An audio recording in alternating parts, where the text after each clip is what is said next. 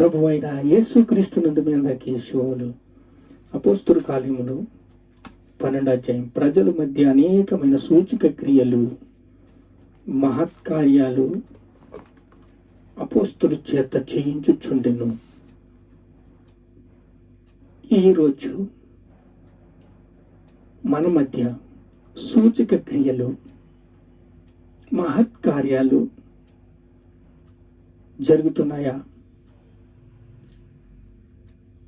అద్భుతాలు జరుగుతున్నాయా? ఆశ్చర్య కార్యాలు జరుగుతున్నాయంటే జరుగుతున్నాయి.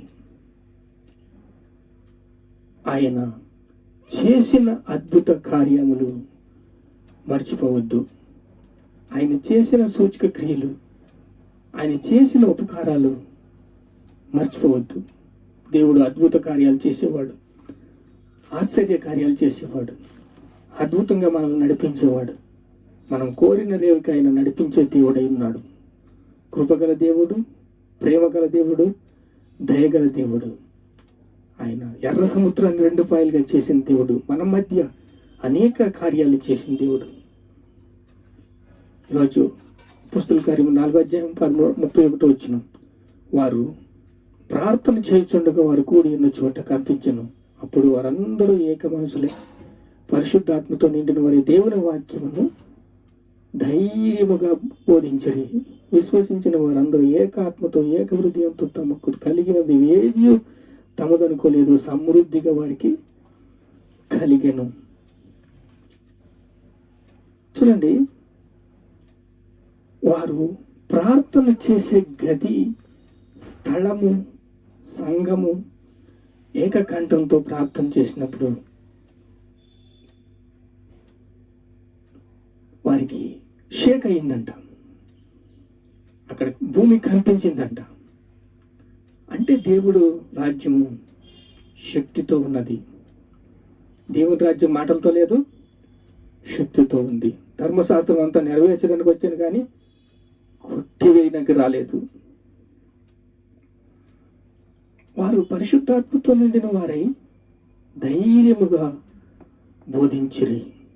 పరిశుద్ధాత్మతో నిండిన వారయ్యారు, బోధిస్తున్నారు. ప్రజలు ఎక్కడికి వెళ్ళిన తండోపతండోలుగా వాక్యాన్ని వింటున్నారు. ప్రజలు పరిశీలిస్తున్నారు, పరిశోధిస్తున్నారు, పరీక్షిస్తున్నారు. ప్రజలు కూడా తమదని అనుకోలేదంట. వాళ్ళకి కలిగింది వాళ్ళది అనుకోలేదంట. ఎందుకంటే ఆది సంఘంలో అంతా బలమైన విశ్వాసంతో మొదటి అడుగులు వేశారు. ఈరోజు అలాంటి విశ్వాసులు ఉన్నారు. అలా ఎలాంటి విశ్వాసులు అంటే వారిలో దృఢమైన విశ్వాసం ఉన్నది. ఆ దృఢమైన విశ్వాసము అభివృద్ధి చెందుతుంది. వారి సరిహద్దులు విశాలపరుచుకుంటున్నారు, వారు జీవితాలు కట్టుకుంటున్నారు, వాళ్ళ కుటుంబాలు కట్టుకుంటున్నారు, వాళ్ళు ఆనందంగా ముందుకు సాగుతున్నారు. పరలోక రాజ్యానికి ప్రయాణం వారు అయ్యున్నారు. పరలోక రాజ్య భాగ్యాన్ని, భోగాల్ని అనుభవించడానికి సిద్ధంగా ఉన్నారు. వారు గొప్పవారు. కొందరైతే చాలా నీరసంగా ఉన్నారు. కొందరైతే గాలొస్తే ఎగిరిపోయేలా ఉన్నారు. కొందరైతే అభివృద్ధి చెందుతున్నారు. కొందరైతే ఆటంకాలు వారి జీవితాలను వారే సృష్టించుకుంటున్నారు. పాపంలో జీవిస్తున్నవారు ఉన్నారు, పరిశుద్ధంగా జీవిస్తున్నవారు ఉన్నారు. చూడండి, విశ్వసించిన వారందరూ ఏక ఆత్మతో ఏక హృదయంతో తమ కలిగిన వాటిని అన్ని తమదనుకోలేదు, సమృద్ధిగా వారికి కలిగెను. ఏకాత్మతోనూ విశ్వసించిన వారందరూ ఏకాత్మతోనూ ఏక హృదయంతో దేవుణ్ణి స్తుతిస్తూ ఉన్నారు, ఆనందిస్తూ ఉన్నారు. ఇప్పుడు అపోస్తుడైన పౌలు ఏమంటున్నాడంటే, నాకు కలిగిన ప్రత్యక్షతలు బహు విశేషముగా ఉన్నందున అత్యధికముగా హెచ్చిపోకుండా నిమిత్తము శరీరంలో ఒక ముళ్ళు హెచ్చిపోకుండా నన్ను నలగట్టుకు సాతాను యొక్క దూతకు ఉంచబడెను. అది నా యుద్ధ నుంచి తొలగిపోవాలని నీవు మారు వేడుకుంటే నా కృప నీకు చాలును. పౌలు తన విషయంలో తాను చాలా అద్భుతాలు చూశాడు, ఆశ్చర్యకార్యాలు చూశాడు. తనకు కలిగిన ప్రత్యక్షతలు బహు విశేషంగా ఉన్నాయి. అతను అతిశయపడకుండా, గర్వించకుండా అద్భుతంగా తన ప్రాకారాలు కట్టుకున్నాడు, పరిచర్యను విస్తరించుకున్నాడు, మూడో ఆకాశానికి కూడా ఎక్కాడు. ఆయన కలిగిన ప్రత్యక్షతలు బహు విశేషంగా ఉన్నందుకు రెచ్చిపోకుండా, నా నిమిత్తము ఒక శరీరంలో ఒక ముళ్ళు నాటబడిన ముళ్ళు తీసేయమని ముమ్మారు వేడుకుంటుంది, నా కృప నీకు చాలును. చూడండి, దేవుని కృప మనకు కావాలి. దేవుని కృపతో మనము అద్భుతాలు చేస్తాం, ఆశ్చర్యకార్యాలు చేస్తాం. పౌలుకి చాలా మినిస్ట్రీ ఉంది, చాలా కాండాల్లో సంఘాలు ఉన్నాయి.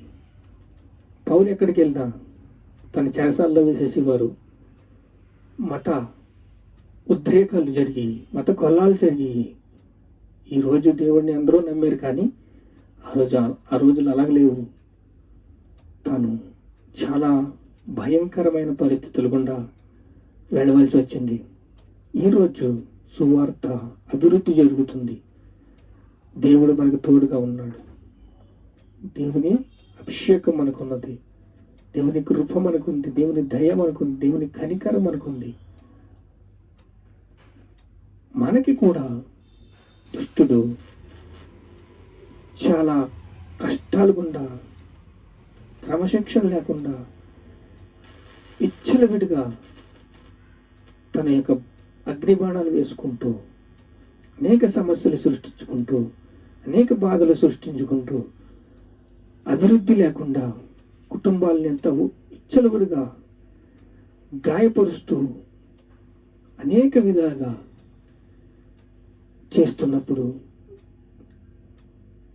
మనం ప్రార్థన చేసినప్పుడు దేవుడు మనకి అపవాదిని ఎదిరించండి, వాడు మీ దగ్గర నుంచి పారిపోవును, నా కృప నీకు చాలును అన్న దేవుడు, పౌలుకి తోడున్న దేవుడు మనకి తోడున్నాడు. పౌలు చాలా చాలా కష్టంగా గుండా వెళ్ళాడు. తనకి అతిశయపడకుండా తాను నా కృప నీకు చాలని దేవుడు అలా చెప్పాడు. ఈరోజు మనకి దేవుని కృప మనకుంది, దేవుని ప్రేమ మనకుంది, దేవుని దయ మనకుంది. చూడండి, నా బలహీనతలు నీ బలము పరిపూర్ణమగుచున్నది, నా శక్తి పరిపూర్ణమగుచున్నది ఆయనతో చెప్పాను. ఆయన బలహీనత ఎందు నీ బలము పరిపూర్ణమగుచున్నదని దేవుడు వాగ్దానం ఇచ్చాడు. దేవుడు కృపామయుడు, దేవుడి కనికరంతో నింపాడు. ప్రార్థన చేసుకుంటాం. మహాపరిశుద్ధుడా, నాతో మాట్లాడేదంటే నీకే స్తోత్రం. ప్రజల మధ్య అనేక సూచక క్రియలు చేసావు, మహత్కార్యాలు చేసావు తండ్రి. వారు కూడి ఉన్న చోట కంపించింది. వారు ఏక మనసుతో పరిశుద్ధాత్మతో నిండిన వారై ధైర్యముగా బోధిస్తూ సాగారయ్యా. విశ్వసించిన వారందరూ ఏకాత్మతో, ఏక హృదయంతో కలిగినది ఏది కాదనుకోలేదు. సమృద్ధిగా వాళ్ళకి కలిగింది. అయ్యా మీకు స్తోత్రాలు. మన వాక్యంతో నింపావు తండ్రి. అనేక మందిని బాగు చేస్తున్నావు, అనేక మందిని కృపతో నింపుతున్న నీకు స్తోత్రాలు. ఘనత, మహిమ, ప్రభావాలు నీకే చెల్లిస్తున్నావు తండ్రి. ఆమేన్.